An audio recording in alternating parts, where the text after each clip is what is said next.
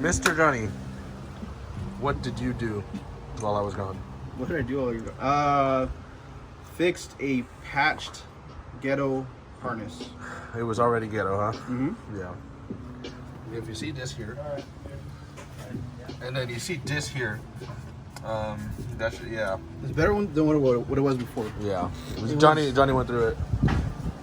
You can see underneath. Yeah. That was already a ghetto officer. A lot better than what it was before. Where is it?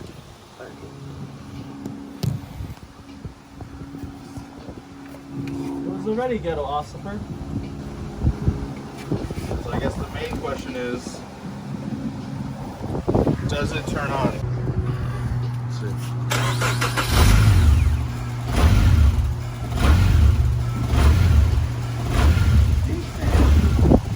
What?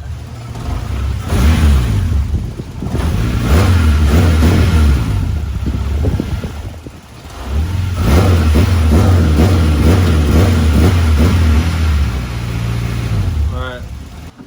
No, I did one more at a time. You think those two down there have something to do with it? It ran fine before. Yeah, he didn't have those plugged in. Oh.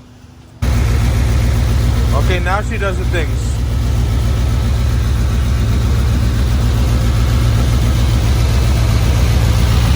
So it looks like it's the map wiring.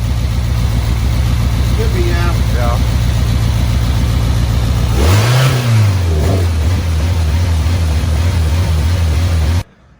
Hey, hey, come here.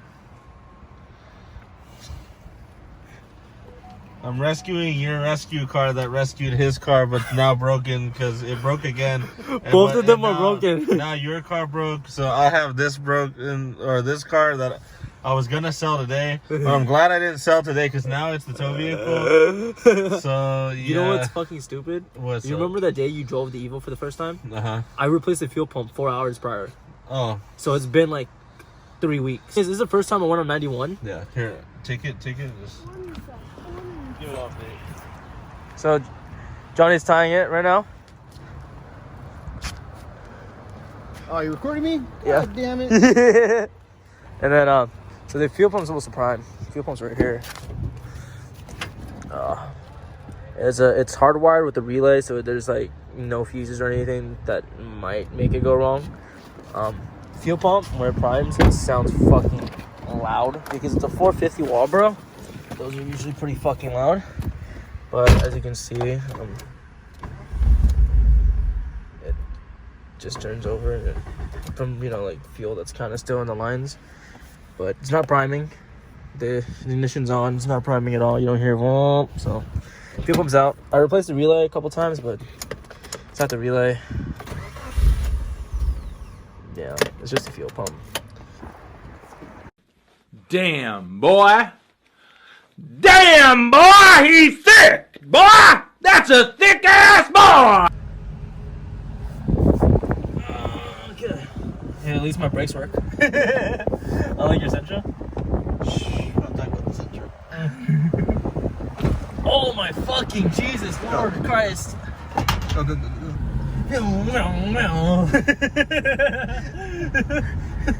His jerks his car. Damn, toe gang with this car. Oh wait, It's just so realistic. so realistic. It's VR, dude. Slow down. Ooh. I mean, slowly roll back. Ooh. 2J! 2J! Is that a Supra? Is that a Supra? No. We made it. What? I ain't trying to break a nut. We're not trying to break. We're not trying to go Break all the cars today. 3 for 3 this weekend. We're trying to fix, not break. So what do you need to order now? A fucking other fuel pump? It's a good thing they're only $100. Well, I have the 450 and the S14. No. Why would you say that then? Because I just wanted to tempt you. That's the And then Zach. adjustable lower control arm. What are you doing? Braking ratchet? Yeah. Yeah, braking ratchet.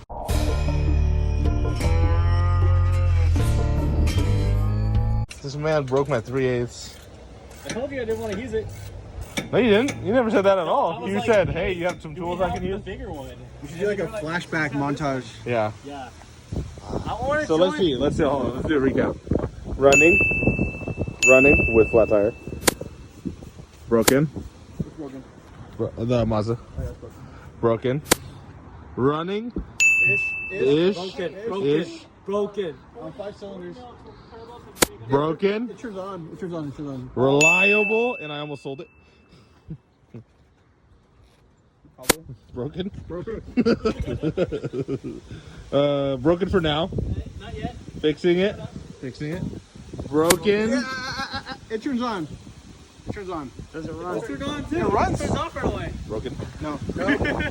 Broken, but it should be running tonight. He's not putting his S14 Has been broken. forever.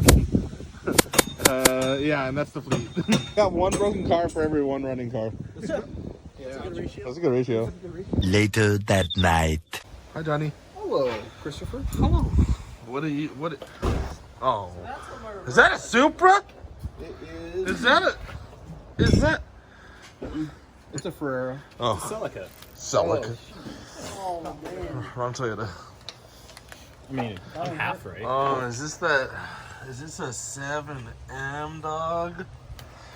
It's just a dog. Oh. Ah, yes. Oh, she's going like a below. What are you doing? Putting it on new turbo, right? Hopefully. Oh. No, I'm replacing that coolant line right there. That's underneath the turbo manifold. Oh, okay. 87? 87 to 91.5 or 2. Okay. They all have the same 7 This is my buddy Pablo. Also Johnny's buddy Pablo. So these lines are all getting replaced with those braided lines. Nice. So I can go ahead and use these. You're making a Toyota more reliable? That's impossible. Oh. Then why is it down? It's not. Because it's modified. Modified, yeah. Modify the Toyota. Johnny, can you tell the good people why you broke a Toyota? So what is start off? Exhaust is the first thing, right? Okay. And then me and you, we did the shim washer mod, where you shim the turbo wastegate, Yep. and we brought it to 9.5, 10 psi. Yep. Did you already take those out?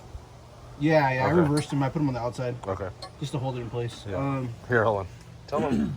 Show them what the mod is. Well, it's reversed now, but you put washers on this side, and it shims up the wastegate, allowing the wastegate to basically delay and stay closed longer to create more boost.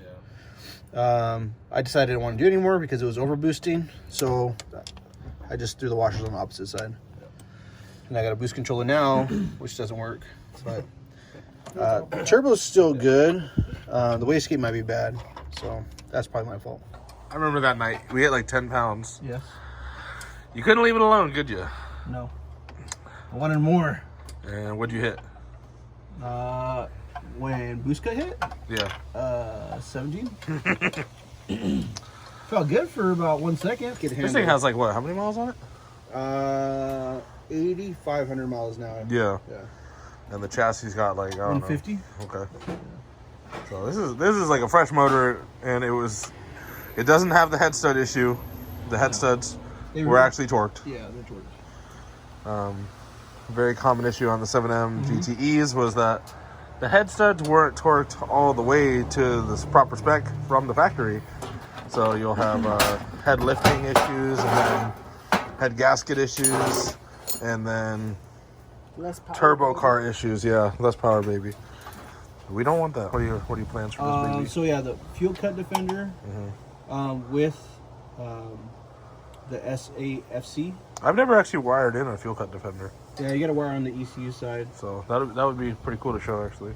People frown upon it because it's dangerous to run it if you're not running a fuel. But if you run a piggyback for fuel, you can add more fuel. Yeah. Also, probably gonna go with the Lexus AFM. Yep. We thought it had it, but that apparently it's just a regular 7M AFM. So yeah, it allows you to see the air coming in. And then probably different injectors. Again, I got the 1000cc injectors, but those are way too big. Yeah. So those are probably for another project down the road. Yeah. Probably go with the upgraded turbo, stock upgraded turbo. So like a billet compressor. And then what else? I got a 3-inch downpipe on here, shooting for 400 horsepower. And that's it. Daily. And then that's the engine stuff, and then probably airbags and carbon fiber later. Yeah. Not too ricey, but something good. Johnny wants this thing to... He brought it back. Like, honestly, the paint looked pink. But this thing would look good on bags and with some carbon fiber. Eric's department. He convinced me. Yeah. The next day. So day two. Day 2. Working on the Supra. So basically we have to get to the cooling lines that are underneath the manifold. So I took the turbo off, removed the bracket for the power steering reservoir, so we can get to this side of the bolts. What'd you take off today? I took the turbo off. Where's the turbo? Show me. The exhaust bolts off, bolts that were bolted onto the manifold, the oil line, and then I'm not sure what this one is, but So if people are doing these at home, what's a trick to getting this off? fucking have skinny hands. Skinny hands. This one was a pain in the ass. And how is it clocked on the engine? It sits in there like this. Okay. So I was able to get this bolt from underneath coming from the front side. This one I went in from the top and then just got a long series of extensions and just got that Okay. right there. That was easiest for me. I did take the dipstick tube out for that one, so that might be a bit helpful. And then this one wasn't too hard to get to. It was just right underneath there. You can actually see it from the top of the engine bay. Nice. And then in the last legs of this, so it's taking off the turbo exhaust manifold, and then exhaust shields, and then repairing it hopefully. So update. Zach finished getting off the turbo exhaust manifold, and it's right over here. Ugly thing. We pulled it off, and we're checking for the leak, and I think we found it. The leak is right on this pipe right here. So when I went to go put on this 90 degree here, which is all kinked up anyways, I pried on that. It shouldn't be like that. I pried on that and I snapped it because it's secured right there. I snapped it, and you can see that's been leaking all over the place onto the turbo, down here, water everywhere. Later that night. I like mine well done. You got this. Which way are you going? Do you know? No. That way. Go that way. Go that way. He's doing 70. Alright, where's that button? Oh, shit. I'm trying to figure out where the buttons are at. This is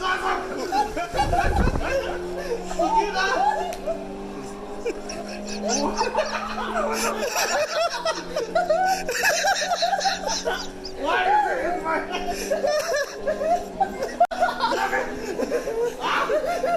We need burnout smoke. We need burnout smoke.